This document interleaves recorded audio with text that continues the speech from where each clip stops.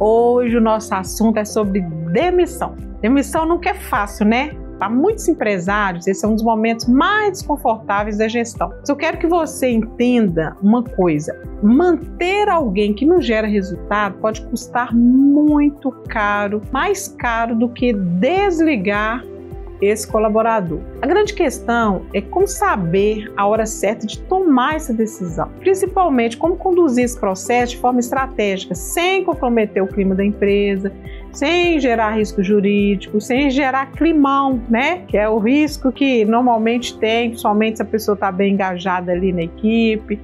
Enfim, é sobre isso que vamos falar hoje. Nosso vídeo hoje é para te orientar, né? Que antes de desligar alguém, o que você precisa fazer? O que você precisa avaliar? E avaliar o custo de permanência aí desse colaborador. Porque um colaborador problemático ou improdutivo, ele pode gerar para você inúmeros problemas. Baixa produtividade, né, que se espalha pelo time, perda de clientes pela queda na qualidade do serviço, ali comprometendo a empresa, comprometendo ali a sua marca, o faturamento, comprometendo ali todo o seu time, inclusive. A desmotivação dos colegas, né, que sentem eles sobrecarregados, que sempre vai sobrar para um fazer a tarefa. E até prejuízo financeiro direto, como eu já falei. Ou seja, manter esse colaborador custa muito mais do que desligar. Tem que fazer esse cálculo, tem que medir isso no dia a dia. E essa é a primeira reflexão que o líder precisa fazer. Quanto custa manter esse profissional na equipe? Existem alguns sinais, gente, que mostram claramente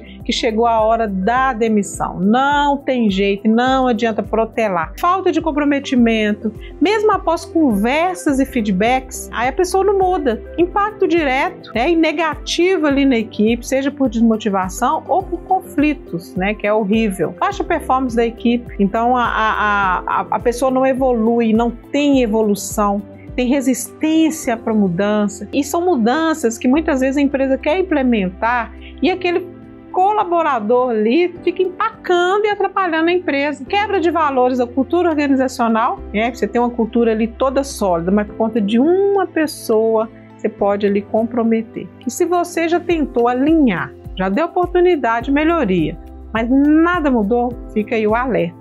A permanência está custando caro, né? E vai custar. Custa caro que você vai medir e ficar muito tempo ali colhendo aquele fruto, né? Que você mesmo deixou, você mesmo alimentou quando você foi protelando ali a demissão daquele colaborador. Então, nós vamos falar aí dessa preparação, né? Como se preparar para desligar esse colaborador. Então, a primeira coisa é a documentação, gente. É extremamente importante. Nesses meus anos de jurídico, né? Trabalhando ali, defendendo empresas, em processo trabalhista. A coisa mais importante, né, que a gente percebia é que a gente precisava do documento para comprovar, que às vezes chegava aquele empresário ali, sentava comigo, contava a história, muitas vezes revoltado, né, porque normalmente quem leva na justiça é aquele colaborador ali que mais, digamos, problemático, né, na empresa, que a empresa foi protelando, e era sempre a mesma fala: foi fulano que eu mais ajudei na vida. Então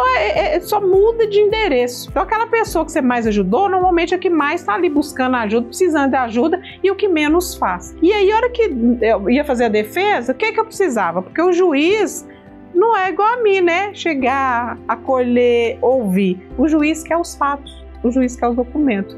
O juiz que ele vai falar para o empresário o quê? Dá-me o fato que eu te dou o direito.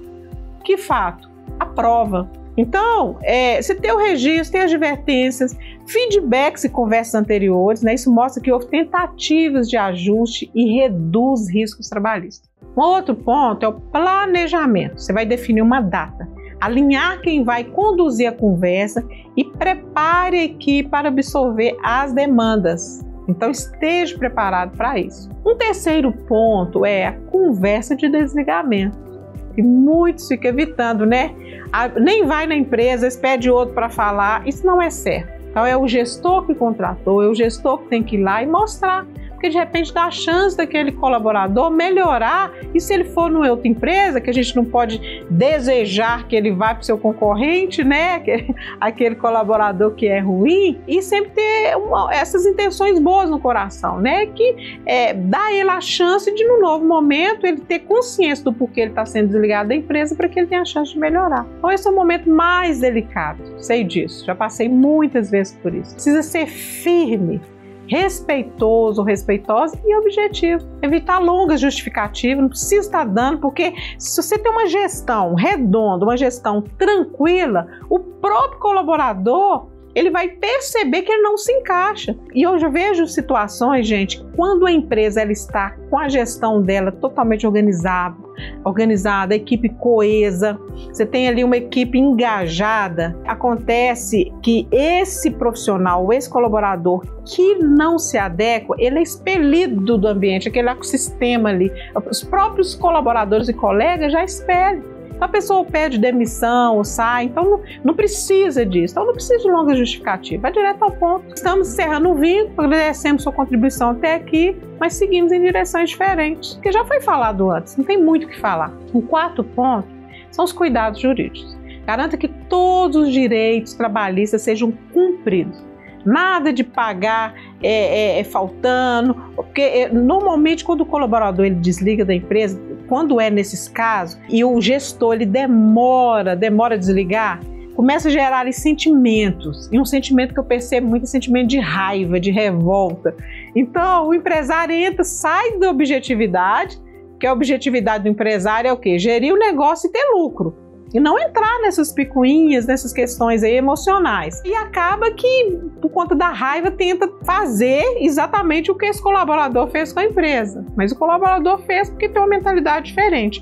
Você, gestor, tem certeza que não tem. Você tá mais avançado, então não vai entrar nesse ciclo aí de emoções. Então nada de atalhos, evita, né? Você tem que evitar ali processos e proteger a sua empresa. E outra coisa é a comunicação interna, né? Explique para a equipe que ficou, sem expor o colaborador, que a decisão foi estratégica e necessária para o bem do time. Isso reforça confiança e clareza. Uma clínica odontológica tinha uma atendente que constantemente tratava mal os clientes.